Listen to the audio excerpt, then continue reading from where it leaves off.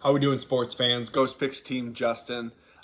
Yesterday, another great day in baseball and in the NHL. Before we get to that, we're going to go ahead and talk about the upcoming NHL playoffs. A lot of you guys know, starting Saturday, we have playoff hockey, a lot of meaningful games, as well as lines that are going to be very, very close to pick'em lines. I don't see much differential than being maybe minus 120 and even money for most of these opening series. Even the 1-4 matchups are all going to be very close. And then we're going to go ahead and go into the third round. Once we have our division winners, we have our first NHL Final Four. Teams from each division. It's going to be pretty wild, and not knowing how teams are going to match up against each other because we haven't seen anyone play against anyone else from other divisions yet. It's exciting, it's the unknown, and I can't wait. My NHL postseason package was on sale yesterday for $200 for all you guys that got on it. Can't wait to do the entire season with you guys. Pretty exciting stuff, and I'm looking forward to absolute crushing the playoffs. Right now, we're on a pretty crazy run. We have not lost a play in the MLB or in the NHL since this last Saturday.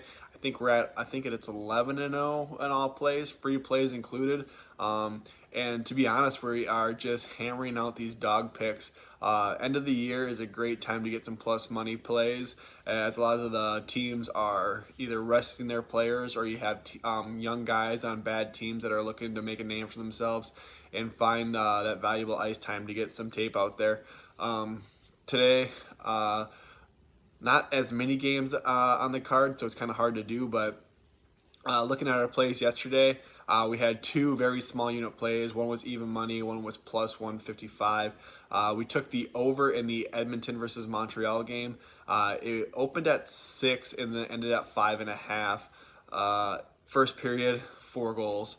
Like I said, some of those young guys, Cole Caulfield, got a first goal, opened up really quick, one shot, one goal. And then things kind of fizzled down in the second. So it was 2-2 going into the second, and then we only had one goal. It was 3-2. I was getting a little nervous if they're going to shut it down or what the deal was. But Montreal ended up tying up 3-3, so we knew we had the over in the bag, even over 6 as well. And then for our second play of the day, we went ahead and we took the dogs. We took the Ottawa Senators, a team that has played very well this year versus the top Toronto Maple Leafs. Even with the Maple Leafs being one of the best teams in the North, for some reason, they just have not played well against the Senators. Earlier in the year, I know we put a couple plays on the Senators each time, small unit plays, and they always seem to either A, keep it close, or B, come up with the upset. Last night, it was supposed to be Frederick Anderson in net, and then they made a last-minute change and put in Campbell, which made me a little nervous. I think the line went almost back up to 170, 180 by the time game time hit. So depending on when guys got their plays in or not, I'm not sure what their line was at. But needless to say, we put it out when it was at plus 155. And the Sens came out, and they came out pretty hot. They had an early 3-1 lead. Toronto kind of made a comeback, pushed into OT at 3-3 when the Sens finally got the winner done in overtime, winning 4-3 in OT, giving us another plus winner. This week has been all about getting that plus money for us. I think we've had every single day at least one play that was at least plus 140, which is pretty crazy to think about. For me, usually I'm not always on the dogs like I have been lately, and right now they've definitely been playing well for us. We also had our free play yesterday, was the Chicago White Sox versus the Minnesota Twins. Like I think I made a mistake and put in my video as plus 120. No, the line when we put it out was minus 130. And the White Sox, man, their bats are alive right now. I think this is 4 straight games where they, as a team, have personally scored over 9 runs, and last night was no different. Even from the bottom of the first, Twins got on the board early, 1-0, and then the White Sox just didn't look back after that. By the end of the fourth, I believe it was 7-4, and never really had a doubt that the White Sox were going to take that one away. They just right now their offense is just kind of unmatched, and they're a very fun team to watch. With all that being said, like I said, hockey is still pretty tough coming down to the last 2 days before playoffs start.